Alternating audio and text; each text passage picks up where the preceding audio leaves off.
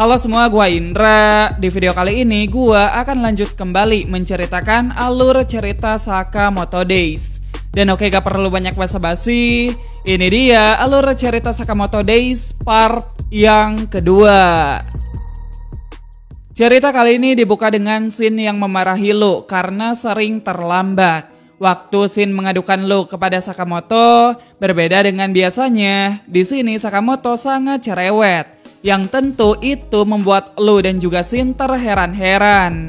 Nah, tiba-tiba ada Sakamoto lain yang duduk dan membaca koran. Sakamoto yang pertama pun menyerangnya, tapi Sakamoto kedua dengan santai menghindar dan menyerang balik.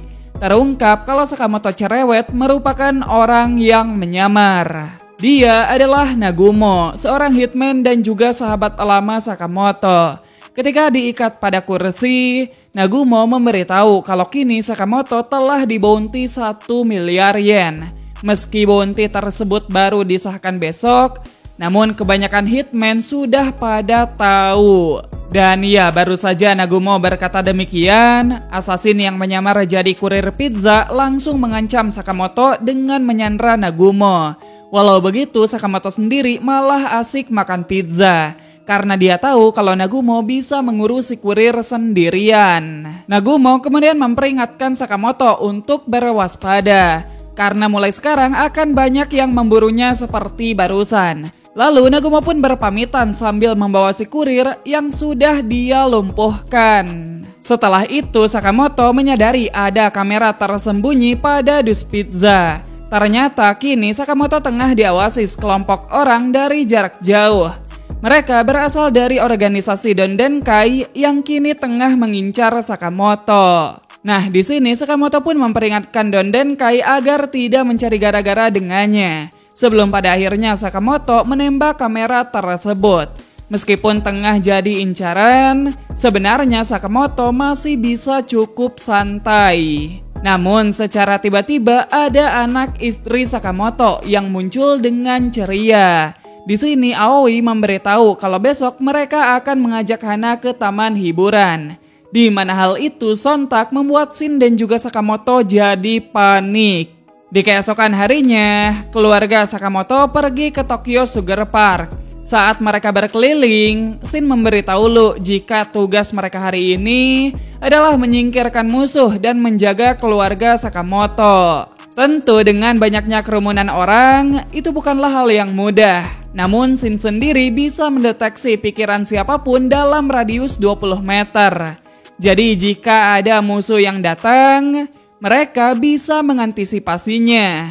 Tak lama kemudian Shin melapor jika ada satu musuh yang tengah mendekat. Waktu musuh itu melewati Sakamoto dan bersiap menikam, dengan lihai Sakamoto mengambil pulpen dari saku orang itu dan menusukkannya tanpa melihat. Di saat pria itu pingsan, Shin dan Lu pun bergegas membawanya menjauh ke area hutan.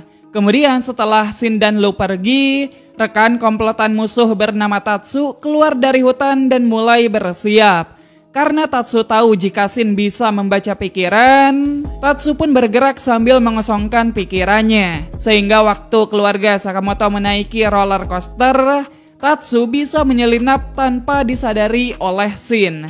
Nah, Shin yang telat menyadari Tatsu mencoba membuka paksa pengaman yang digunakannya.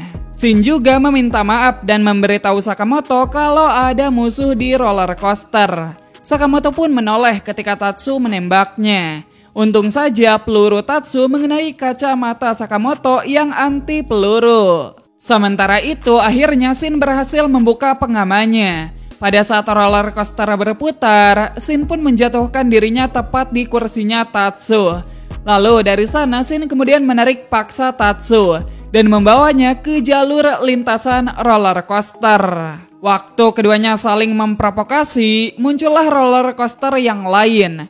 Keduanya pun loncat bersamaan. Dan di sini Tatsu melemparkan beberapa pisau beracun. Salah satu pisau itu menggores pada kakinya Shin. Alhasil penglihatan dan juga kepala Shin jadi buram. Di sini Tatsu pun menghina Shin dan juga Sakamoto. Tatsu menyebut kalau keduanya merupakan pecundang yang takut akan kematian. Namun Shin bilang kalau Sakamoto merupakan seseorang yang akan bertarung mati-matian demi keluarganya. Tak lama kemudian roller coaster yang lain datang kembali. Shin pun ikut nebeng dan sukses menahan Tatsu di kursi belakang. Tapi ketika Shin mulai menghajar Tatsu, lagi-lagi Tatsu melepehkan jarum beracun yang mengenai bahunya Shin. Seketika isi kepala Shin jadi sangat kacau. Tapi meski begitu, Shin kemudian nekat mendorong Tatsu keluar dari lintasan roller coaster. Keduanya pun jatuh dari ketinggian dan mendarat di panggung atraksi maskot Sugar. Host dan juga para penonton dibuat terkejut. Sementara itu Shin sendiri kini sudah memakai kostum maskot Sugar. Ronde kedua pun dimulai dengan tinju maut Shin ke muka Tatsu. Setelah itu Shin menghindari semua serangan beruntun dari Tatsu. Shin kemudian menahan lengan Tatsu dan lanjut melesatkan uppercut ke dagunya Tatsu. Ternyata meskipun kini Shin tengah terpapar efek racun, tapi dia mendapat arahan langsung dari Sakamoto yang sedang menonton. Tentu Tatsu dibuat terheran-heran melihat pergerakannya Shin. Lalu tak lama setelah Tatsu merobek muka kostumnya Sugar, Shin mengakhiri pertarungan dengan double kick yang membuat Tatsu tumbang. Dan ya, para penonton pun bersorak atas kemenangan Sugar. Selang beberapa waktu, Lu membantu meneteskan penawar ke matanya Shin. Lalu Tatsu yang sudah diikat pun mulai diinterogasi. Karena diancam, Tatsu pun memberitahu kalau dia merupakan suruhan organisasi bernama Dondenkai. Selain itu, Tatsu juga merupakan hitman profesional yang tergabung pada JAA. JAA sendiri merupakan kependekan dari Japanese Association of Assassin, sebuah organisasi yang mewadahi para hitman profesional seperti Shin dan juga Sakamoto. Tatsu kemudian bertanya apa benar Sakamoto merupakan anggota order. Tapi sebelum Sakamoto menjawab, Aoi dan Hana datang menghampiri mereka. Shin pun memperingati Tatsu untuk tidak mengganggu mereka lagi. Lalu sebelum pergi, Hana memakaikan plester pada Tatsu sambil berpamitan. Waktu keluarga Sakamoto makan siang, di area lain muncul dua musuh baru. Seorang pria brewok bernama Boiru dan juga cewek bernama Obiguro. Dikatakan bahwa mereka merupakan duo hitman yang pernah membantai 200 orang di sebuah insiden bernama Ronriko. Sementara itu menyadari kalau gelagat suaminya aneh, Aoi bertanya apakah Sakamoto kini tengah menyembunyikan sesuatu. Tentu Sakamoto, Lu dan juga Shin berusaha menutupi apa yang telah terjadi.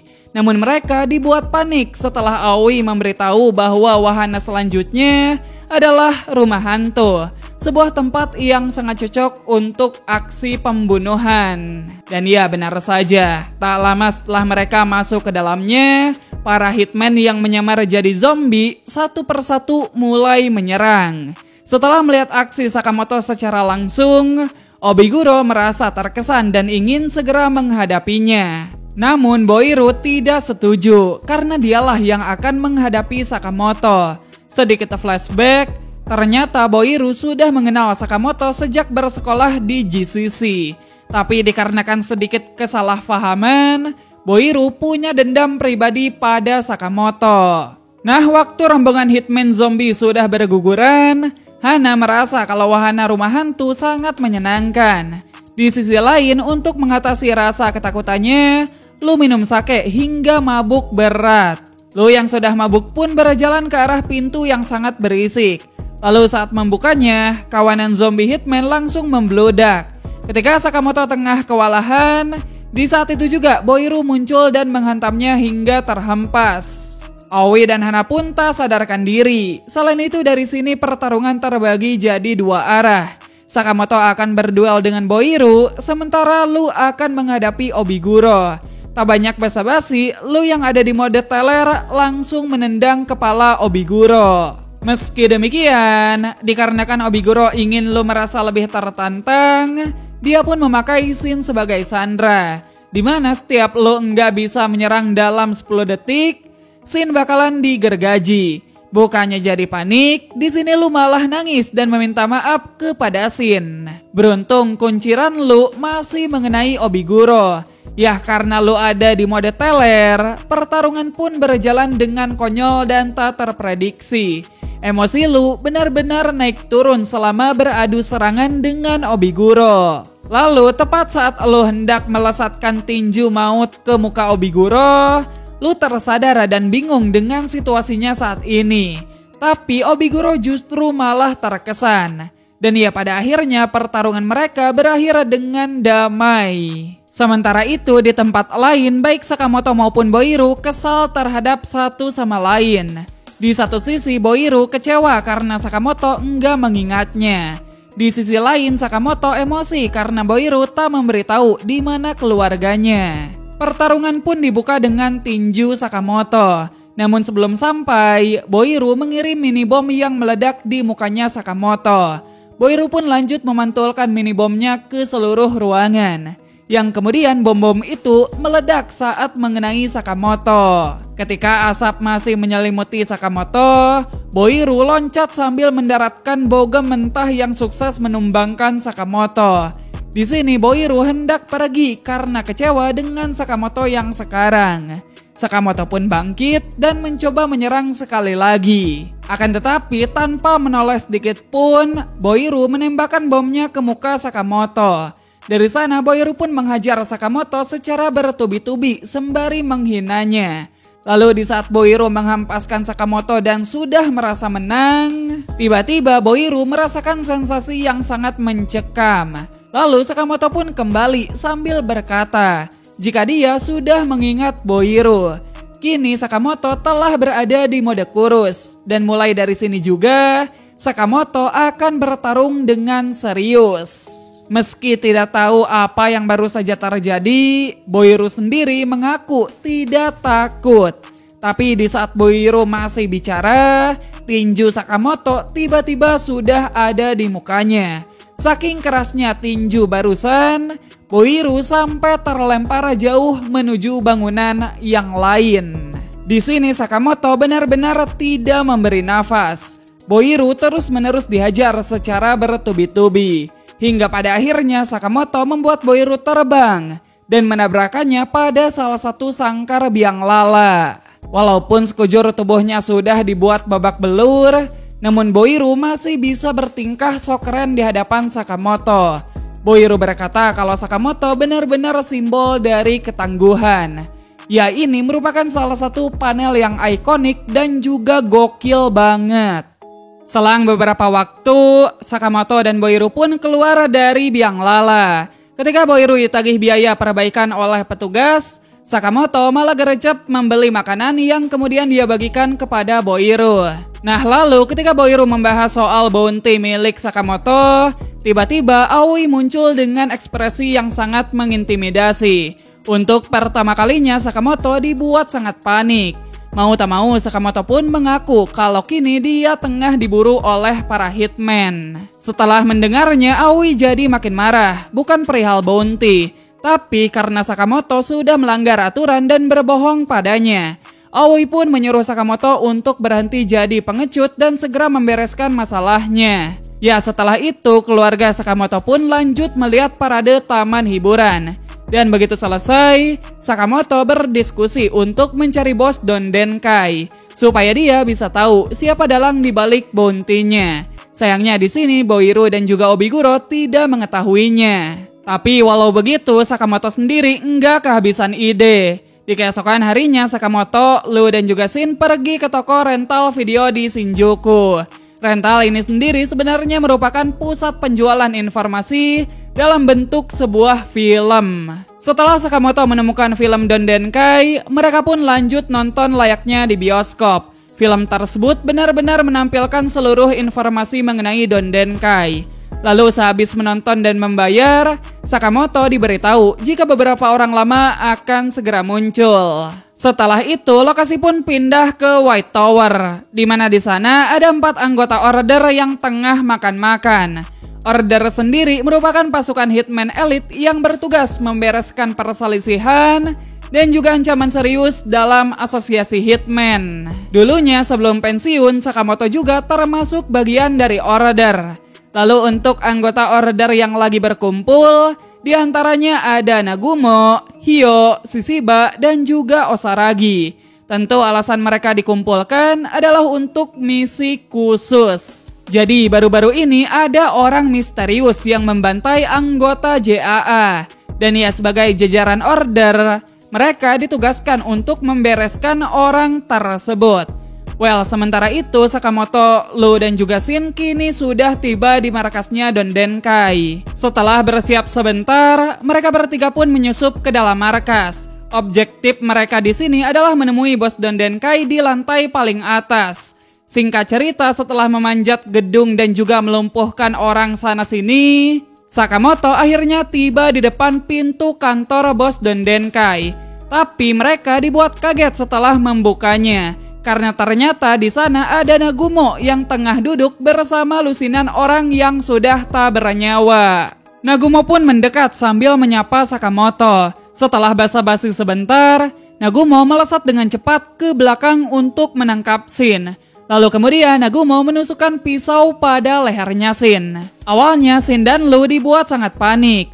Tapi kemudian terungkap kalau barusan Nagumo ngeprank memakai pisau mainan. Selain itu, ternyata Nagumo juga bukan dalang di balik mayat yang berserakan. Nagumo hanya ditugaskan untuk melakukan investigasi. Karena akhir-akhir ini banyak anggota Don Denkai yang tewas di tangan orang misterius. Bahkan tak hanya Don Denkai, 30 kelompok dan lebih dari 100 orang telah diserang oleh sosok tersebut. Menariknya, orang tersebut juga selalu meninggalkan tanda X di setiap tempat kejadian. Dan karena itu dia dipanggil Mr. X. Meski kini order tengah mengurusnya, Nagumo memperingatkan Sakamoto untuk lebih berwaspada. Karena pembantaian ini juga ternyata dimulai ketika bounty Sakamoto disahkan. Ya, pada akhirnya usaha penyusupan ke dalam markas Don Denkai tidak membuahkan hasil. Dan setiap harinya orang yang memburu Sakamoto terus berdatangan. Sisi baiknya penjualan plester jadi meningkat seiring banyaknya musuh yang terluka. Nah, selain itu, untuk bersiap menghadapi bahaya besar yang menanti, keluarga Sakamoto mulai meningkatkan kemampuan mereka masing-masing. Sakamoto melatih kemampuan fisiknya, Shin menajamkan kemampuan esperanya, sementara Lu minum banyak dan mabok secara brutal. Oke, jadi itu dia alur cerita Sakamoto Days part yang kedua. Di pembahasan kali ini banyak sekali aksi, beberapa karakter penting juga sudah bermunculan, seperti Nagumo dan juga jajaran order yang lain. Ya, intinya perlahan kita menuju konflik yang lebih besar. Ya udah, mungkin segitu dulu untuk sekarang. Makasih buat kalian semua yang udah nontonin video ini sampai habis. Kalau kalian mau kasih dukungan lebih ataupun titip pesan, bisa cek link Saweria yang ada di deskripsi. Sekian gua Indra, dan sampai jumpa di video yang selanjutnya. Bye!